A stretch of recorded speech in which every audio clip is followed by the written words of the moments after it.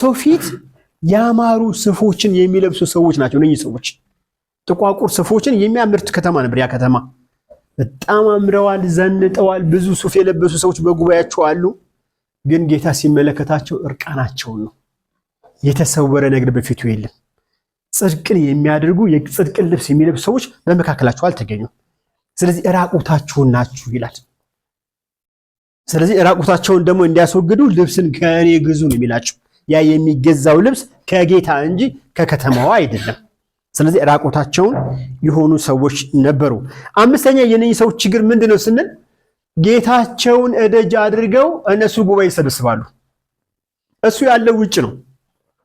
እነሱ ግን ጉባኤ ውስጥ በጣም ይጫጫሃሉ፣ ያመሰግናሉ፣ ይጸልያሉ፣ ይዘምራሉ።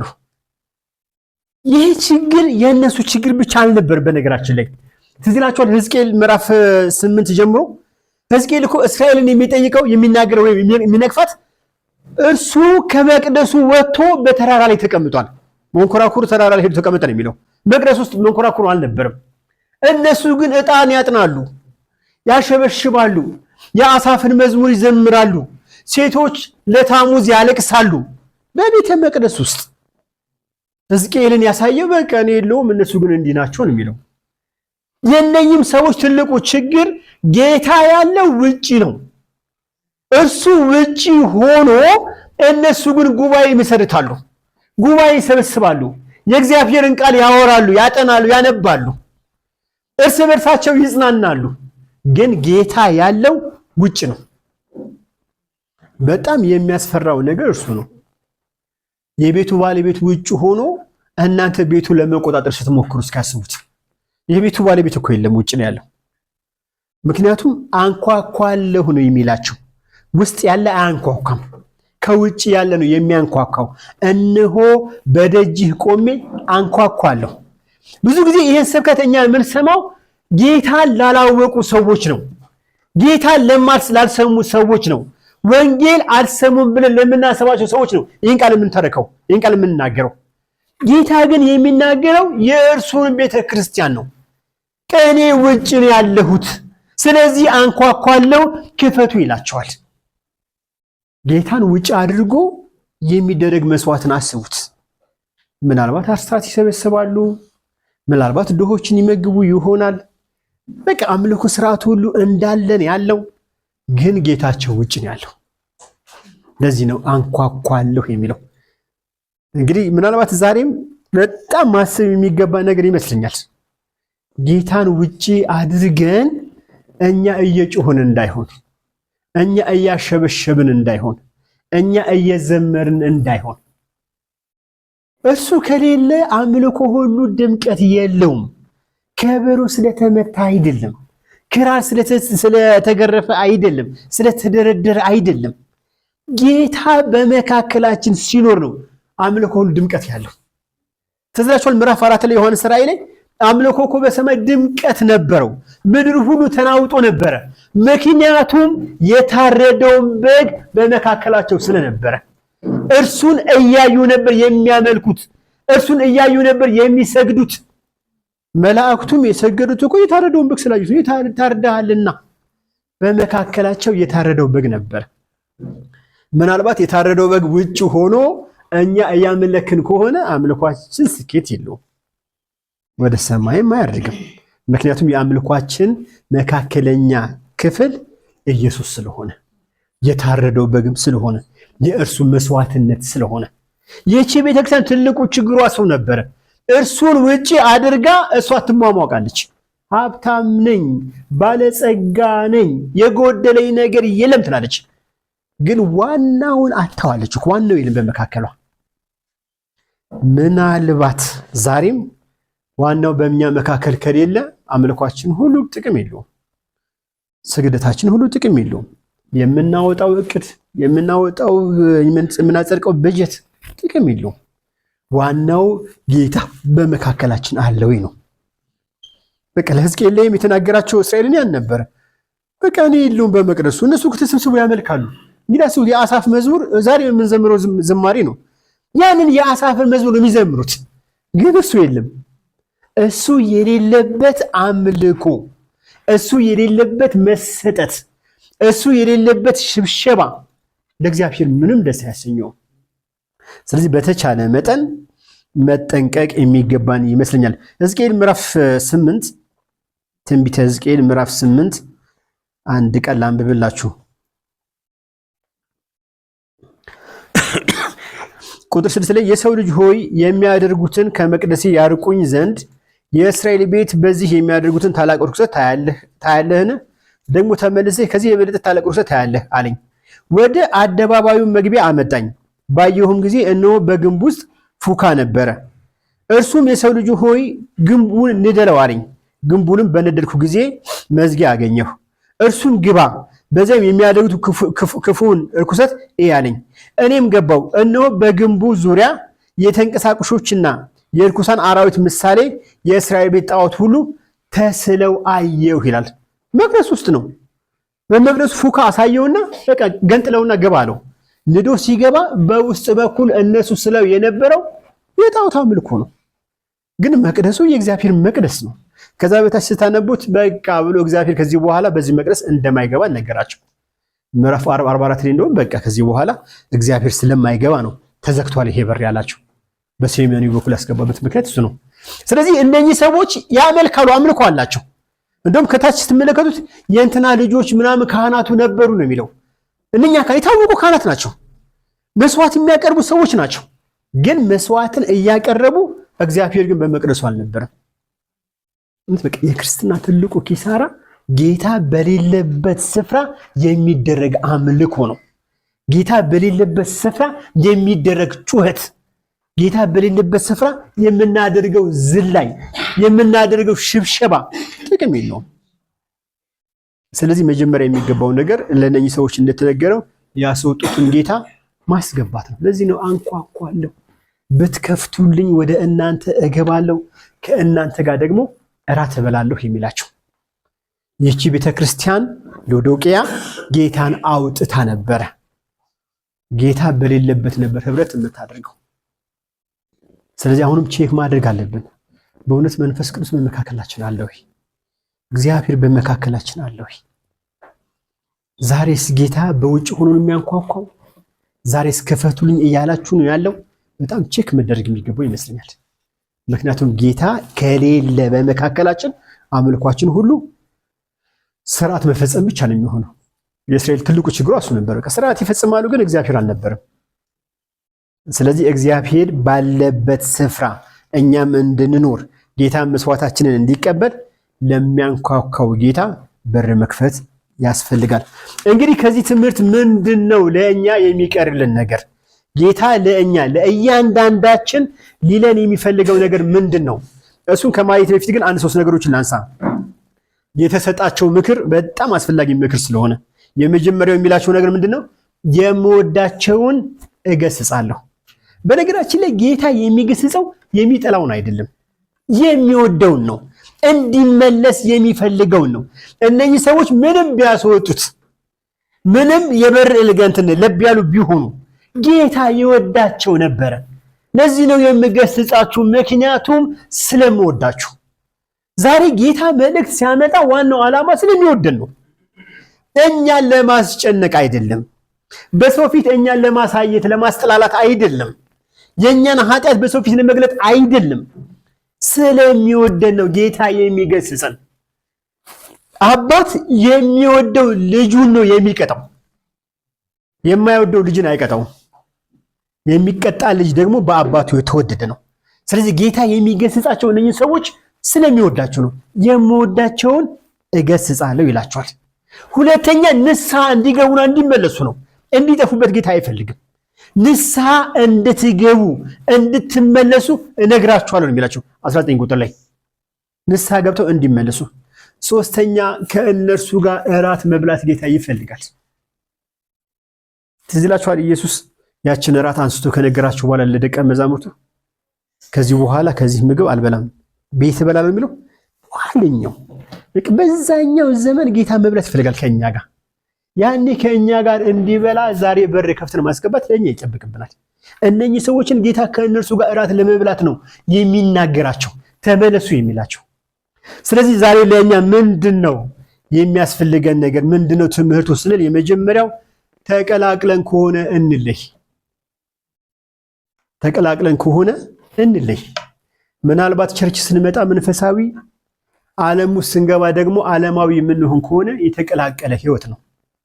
ክርስቲያን በቤተ ክርስቲያንም ከቤተ ክርስቲያን ውጭም አንድ አይነት መልክ ነው ሊኖሩ የሚገባው።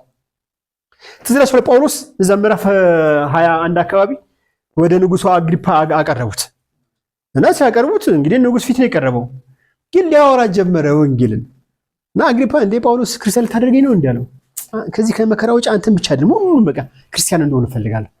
ጳውሎስ የትም ቦታ ክርስቲያን ነው። ንጉሥ ፊት ቀረበ፣ እንደገና ደግሞ አሕዛብ ፊት ቢቀርብ ተመሳሳይ ነገር ነው ያለው። ስለዚህ ተመሳሳይ ያልሆነ ነገር ካለን ቼክ መደረግ አለበት። ክርስቲያን ተለዋዋጭ አይደለም። ዓለም ውስጥ ሲገባ ዓለማዊ፣ መንፈሳዊ ጉባኤ ሲመጣ መንፈሳዊ የሚሆን ከሆነ እርሱ ክርስቲያን አይደለም።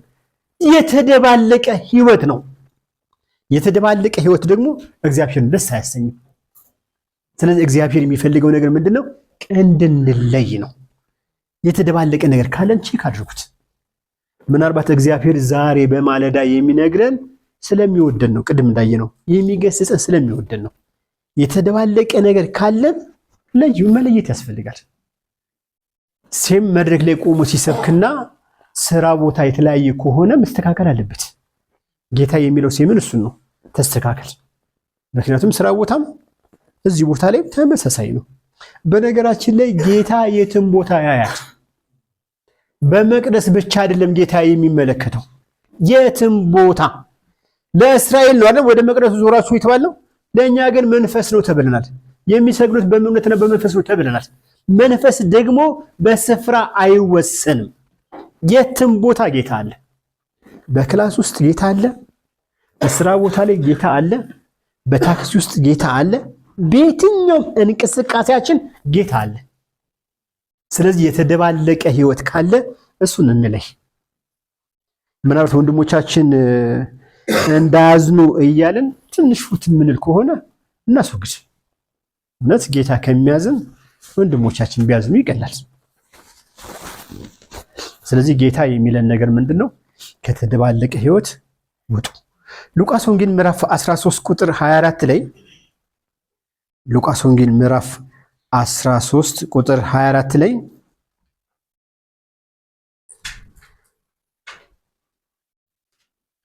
እንዲህ ይላል። ከ24 እስከ 28 ያለው ቃል እንዲህ ነው የሚለው። 24 ላይ በጠበበው በር ለመግባት ተጋደሉ እላችኋለሁና ብዙዎች ሊገቡ ይፈልጋሉ አይችሉም። 25 ላይ ባለቤቱ ተነስቶ በሩን ከቆለፈ በኋላ እናንተ በውጪ ቆማችሁ ጌታ ሆይ ክፈትልኝ እያላችሁ በሩ ልታንኳኩ ትጀምራላችሁ።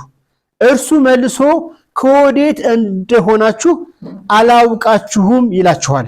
በዚያን ጊዜ በፊትህ በላን ጠጣን፣ በአደባባዮች አስተማርን ልትሉ ትጀምራላችሁ። እርሱም እላችኋለሁ ከወዴት እንደሆናችሁ አላውቃችሁም።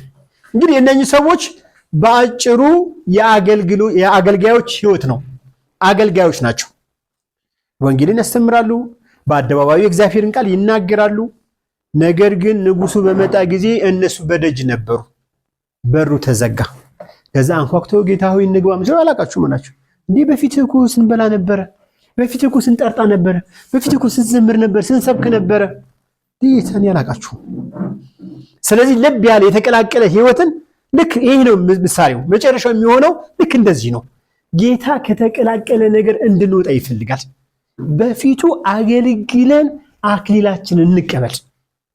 ስለዚህ የተቀላቀለ ነገር ከኛ መካከል መወገድ አለበት። ፐርሰናሊ እያንዳንዳችን እናስብ። የጌታ ቃል ሲመጣ ቀጥታ ለሴም እንጂ የሚመጣው ለነ እከሌ አይደለም። ለሴም ነው እየነገረው ያለው። የተቀላቀለ ህይወትን ሴም አስወግድ። የተቀላቀለ ህይወት ካላችሁ አስወግዱ። የመጀመሪያው መልእክቱ ለኛ ያለው ጌታ እሱ ነው። ሁለተኛ ከዚህ ትምህርት ምንድነው የምንማረው ስንል በሌለ ነገር አንታበይ። በቃ ጌታ ያቀናል። በቃ ለምንድነው እየቀባባን ጌታ ፊት ማውራት የምንፈልገው? በቃ ያውቃችኋል እኮ ጌታ የማያውቀው ከእናንተ መካከል ማን አለ?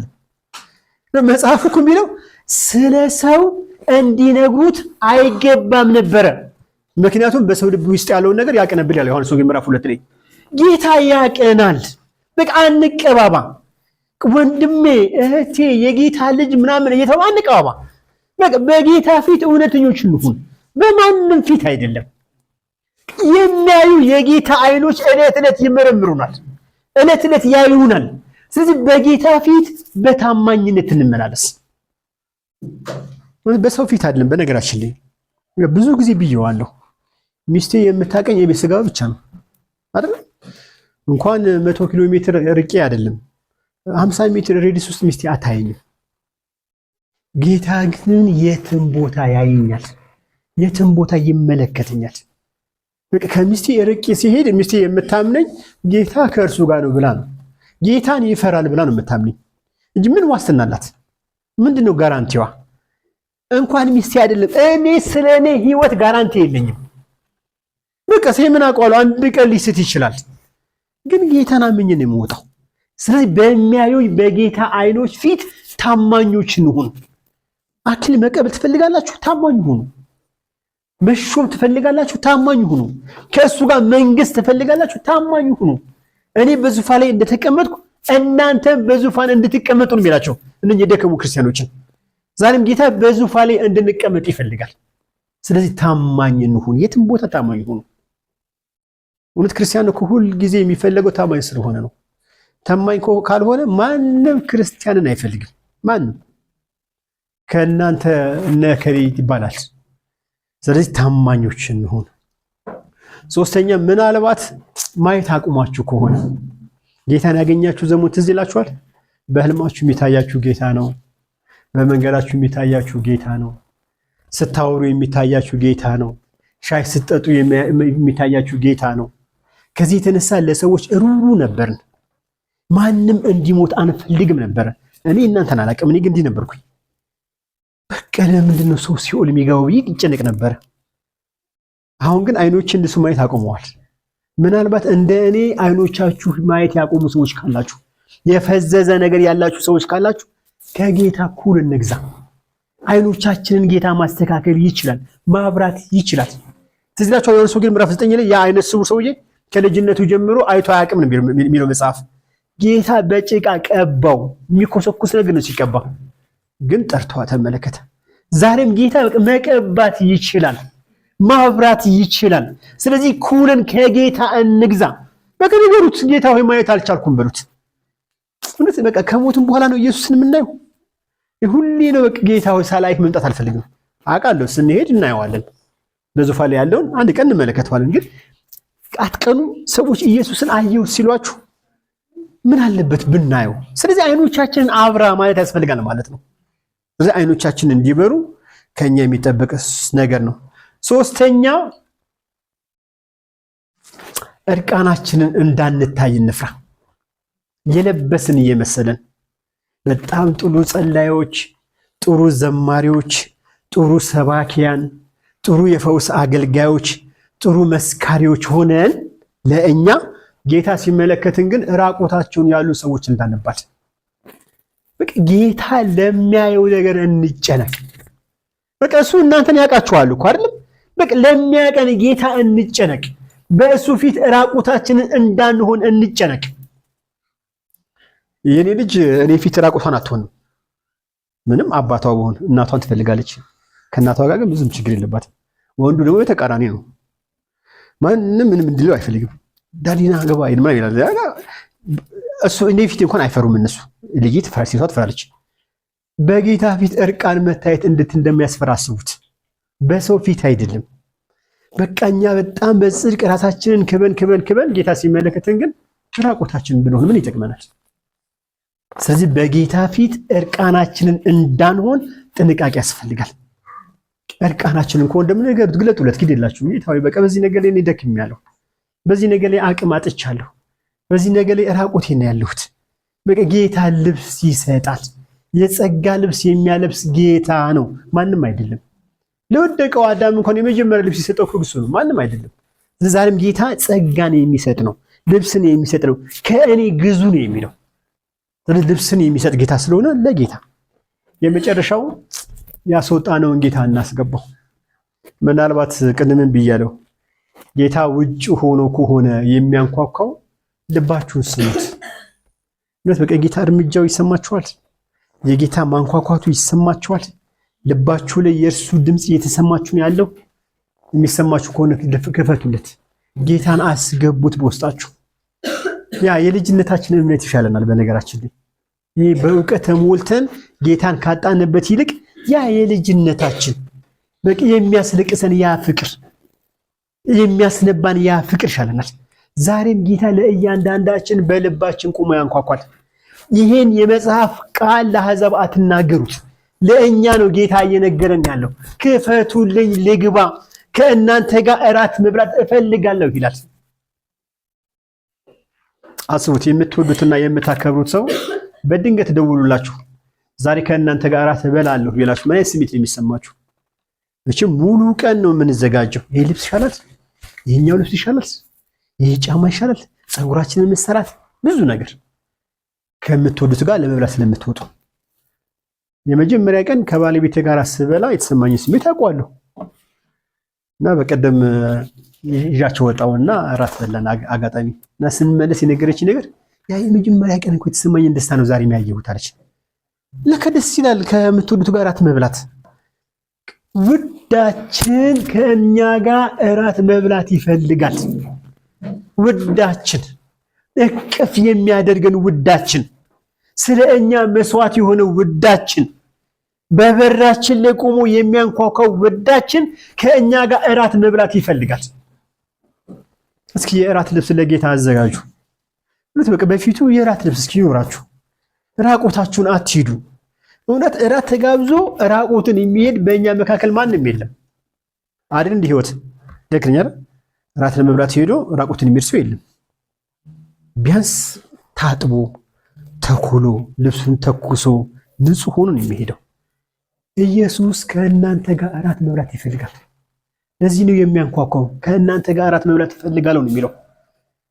ስለዚህ በቃ ልብስ ልበሱ፣ ራቆታችሁን አትሁኑ።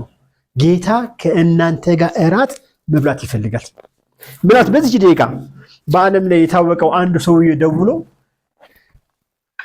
ዱባይ ላይ ወስጄ እራት አበላችኋለሁ ቢላችሁ ቢያንስ ለ10 ሰው ትደውላላችሁ። እከሌ እኮ ደወለልኝ፣ ታላቁ ንጉስ እኮ ነው እራት እንብላ የሚለው። ከኛ ጋር እራት መብላት የሚፈልገው ታላቁ ንጉስ ማንም አይደለም። ከኛ ጋር እራት መብላት ይፈልጋል። ስለዚህ በተቻለ መጠን ልብሳችንን እናዘጋጅ፣ ንጹህ እንሁን፣ ጌታን እንስማው፣ እንዘጋጅ። ምክንያቱም ከእርሱ ጋር እራት እንድንበላ ጌታ ይፈልጋል። ስለዚህ በአጭሩ ለደረቁ ለነኚህ ቤተክርስቲያን ጌታ ያለው መልእክት ምንድነው? በቃ ተመለሱና ከእናንተ ጋር መሆን እፈልጋለሁ ነው። ስለዚህ ጌታ ስለሚወዳችሁ ነው እየነገራችሁ ያለው። ምናልባት ንስሐ ያልገባንበት ቦታ ስላለ ነው ጌታ ዛሬ ንስሐ እንድንገባ የሚናገረን። ከእናንተ ጋር መብላት ስለሚፈልግ ነው ጌታ በማለዳ የሚያወራው። ስለዚህ ለመብሉ ለድግሱ ተዘጋጁ።